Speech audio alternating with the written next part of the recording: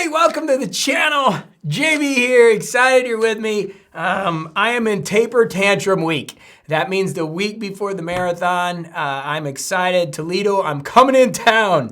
And today I decided to go over my race gear and what's going on, not only for you, but for me. So a week from now, I can remember what happened, what I did, and really went at this. This is race week. A lot of work has gone into this. Probably about 16 weeks I've been training, lifting weights, ice plunge, sauna, getting my body ready. And it's Tuesday, so I have 5-6 days until Sunday when we race in Toledo and at the Glass City Marathon. And I'm excited to go. I'll tell you a little bit about it. You know, I've only been a year in running. I started last March, as many of you know on the channel. And I went down to Indianapolis to run, got my Alpha Flies was all set. I got to mile 16, 17, growing pulled a little bit, and I bonked. It was one of the worst feelings I've ever had. I had 8-9 miles of just absolute hell to get through that. So I really trained hard, and I'm working to qualify for the Boston Marathon, being 55 years old, 56 in June. I need a 3-hour and 30-minute marathon. And I'm gonna go for a 3:22. That's my lucky number. Give me a few miles quicker, and I think I can do it. And I'm gonna go over some of the game plans and what I'm going to do. Let's first talk about gear. I have this Nike really light shirt. It's Aerofly, I think. It was $96. I got it on sale for $60. Man, I tried this out the other day. I'm gonna go run 2 miles this afternoon in the gear.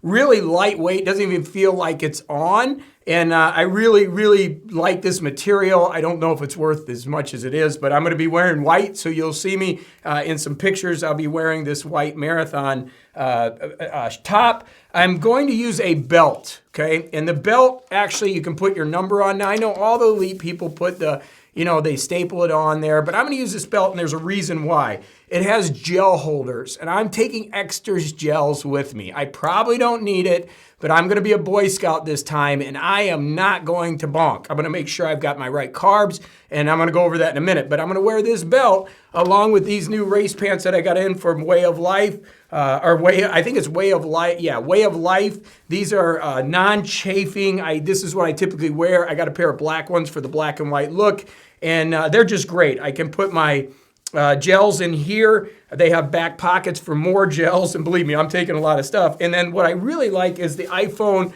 holder, which it literally holds my iPhone 16 Plus right here, really comfortable on the side. Again, I'm gonna race 2 miles in these today, just around race pace to get through it, but they're really comfortable, expensive. These again are around $129, not cheap, but you know, you pay for quality, and I'm running 26.2 miles. I wanna be comfortable. So those are my race pants, and then I have my socks, which I'm using darn tough socks. These are a wool sock that's just comfortable and feels really good. Now, shoe choice, this is really interesting.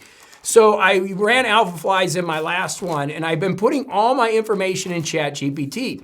And as we've been reviewing shoes, it suggested Vaporflies because this is what I run my 5Ks. I just broke a sub 25K, which was amazing. I love that, in a pair of these. And so I ordered 2 new pairs of Vaporflies. These have about 6 miles on them. I'm gonna run 2 miles on them. The foam's ready to go, and I'm gonna be running in black Vaporflies for my marathon instead of Alpha Flies or any other shoe. I looked at the Adidas and other shoes. And again, the reason being is, when I broke down in Indianapolis in my first marathon with not a lot of training, I think the support of the Alpha Fly, plus I don't know if I was pushing as hard enough to get enough out of that shoe. So with this shoe, I believe I can qualify for Boston. They're light, they work for me. They have a little more stability. I know they have the new Vaporfly 4 coming out, but I'm gonna be wearing the Vaporfly 3. And I did buy another pair for I'm gonna try to break a 19-minute 5K. That's gonna be my next goal after I qualify for Boston Sunday. But I'm gonna be using Vaporflies, okay? So that's my shoe of choice. Couple-year-old shoe, it's not the latest shoe, but they do work great. This is a brand new pair, 6 miles on them. I did a 6-mile break-in run with them. Excited to use these shoes, which by the way, Sunday, my last run, I'm so excited. I was using Invincible 3s, and I was holding 740 to 750 miles, really right at my race pace where I want to be, zone 2. I was like, hallelujah. If I could do this race day for 10 miles, I'll be good to go. Okay, let's talk fueling. So I got my stuff at the feed, and I hope I say this right. I'm using Morton gels, which I've been using and working. These are drink mixes, so I'm gonna be carb loading with their drink mixes. I do have some of their solids. Okay, so they have a marathon kit, which is nice, which comes with all your gels. Now, my game plan is I actually have some gel 160s because I don't want to bonk. I'm going to take 9 of these gels. So if I have my belt here, these gel 100s, I'm going to put 6 of them in there. So I'm going to have 6 of these, and every 20 to 30 minutes, depending on feel, I'm going to be taking my gels. And my stomach does really good with these, okay? So gel 160s. And by the way, I left it upstairs.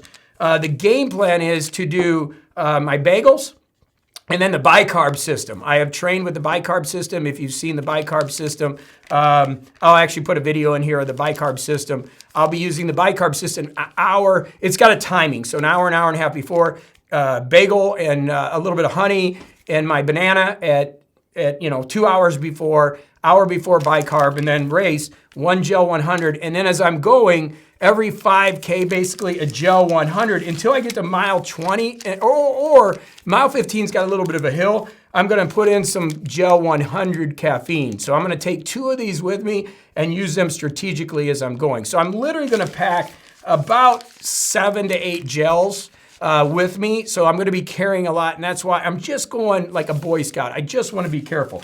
They have Gatorade on the course, which I'm not a huge fan, but I've been working with the lemon lime. I bought a big thing of it, and I've been getting my body used to it. But I also am taking some salt stick electrolytes, and I'm gonna put them in a bag along with my Imodium. I always take an Imodium before. Salt stick electrolytes, I'll have a couple extra of these, and then I'll have those ready in my kit, and I'll put them in the back pocket. That's why I like this back pocket, so I have that with me. And maybe a Tylenol just in case. Again, being prepared, and that's what this back pocket really is good for. So that's the game plan. So I've got these. Now, a couple other things. I have some squirrel nut butter. I did get some rubbing here last on my marathon from this belt. That's why you don't wear belts. But with this shirt, I think it'll help, but I am gonna mark some spots to get some, so I don't chafe. And then one of my secrets, I really like this. I've added this to the stack is ketones. So every hour, I'm gonna take 5 milliliters of this. And again, I'll show you a video. I made some little capsules of this that I can put, again, in this back pocket. So I have gels on my belt and gels in here, and then in my phone, and then I have my back pocket, I'm gonna have my 4 vials of ketones. And so every hour, I'm gonna take one of those. And basically, it's a dual fueling strategy. So not only am I using glycogen and carbohydrates, but I'm also putting ketones in my body at the hour. So there'll be 3 of these going, one at the start of the race, and then possibly 3 of these as we're going. And I'm gonna feel how I'm feeling. Finally, I am taking my open ear headphones. I love music. It's just what I am. The first 20 miles, I'm gonna listen to 70s music. I'm a 70s music freak. I'm gonna be listening to really chill music, and then I'm gonna get some of my Ramstein and some of my motivational stuff at the end. I put up on Facebook for a playlist. A lot of people gave me some good ideas. So I'm building a 3-hour and 30-minute playlist, hopefully only using 3 hours and 20 minutes of it. So I've got some strategy, I've got some structure. I wear Oakley glasses, I'll put these on. I don't know if I'm gonna wear a hat. I shaved off all the hair. For those of you who've been watching my videos, it was getting down to here. Everything I can do to be aerodynamic getting into the race. I haven't tapered tantrum too much. I did call my assistant. I sent a message to this morning. A couple people at Morning Coach canceled my business that's outside of YouTube. As it's getting crazy, and I am a little bit nuts. I have to go speak to the local public high school today to the kids. As you know, I'm a speaker primarily, so that's gonna put some energy out, but I gotta just hang in there for a couple days because I'm just jonesing to get to this marathon and get it done. But I wanted to share with you the pre-prep. I mean, there's a lot that goes into it. You know, I'm trusting the training. My body feels good. I got a massage tomorrow. On Wednesday, I'm gonna do a good massage. Thursday, I'm doing a little blood draw to test some blood. So while they're doing that, I said, just give me an IV at the same time. So I'm gonna get some extra hydration on Thursday. Going to really put it all together. And what's really special is, for those of you that know, I came up to Indiana to be with my mother. My mother had some kidney cancer. They took it out. She's good. She's doing great. And she's gonna be there with me. There's nothing like being a 55-year-old teenager and seeing your mom at the finish line. And when I do the video, if I do this and when I do it, I may have some tears there because we cry, we get the tears, not because we're sad, but it's because we put so much hard work into this thing to accomplish it. So really going after Boston and Toledo. If you're going to be in Toledo, hit me up. I'd love to get to meet you. I'm going to be at the expo on Saturday walking around. I'll probably take my camera, and videotape some of this. I'm going to be so focused on the race. I don't think I'm going to take my phone out and do every mile like these. I'm 55. I'm not a kid anymore. So I got to dial in, get my 70s music on, go through the mixture of emotions that are going, really focus on my fueling, give myself a treat every 20, 30 minutes. My body loves this stuff. And try to hold that 750 pace or 755 until mile 20. And hopefully, if I hold that pace and I can keep it low zone 2, for those of you who don't know, that's heart rate, right? And maybe low zone 3, it's going to start climbing. I know it will. But if I can hold that heart rate until that less 10K, then I can let the horses out and I can run. And the way I've been feeling, man, I think the training's been good. By the way, my ultra coach, who's my teacher, has had me doing back-to-backs. I literally did a few weeks ago a 20-miler with a 10-miler back-to-back all at race pace. So I've been doing a lot of mileage on the weekends, and then I've been doing speed work during the week, resting my body, lifting weights. I think I'm ready. And that's what's great about YouTube. This is going to be the record, whether you're watching this after the race or before the race. Make sure you subscribe and we'll get there. I'll get back to the tech stuff later, but I want to share with things that are important in my life.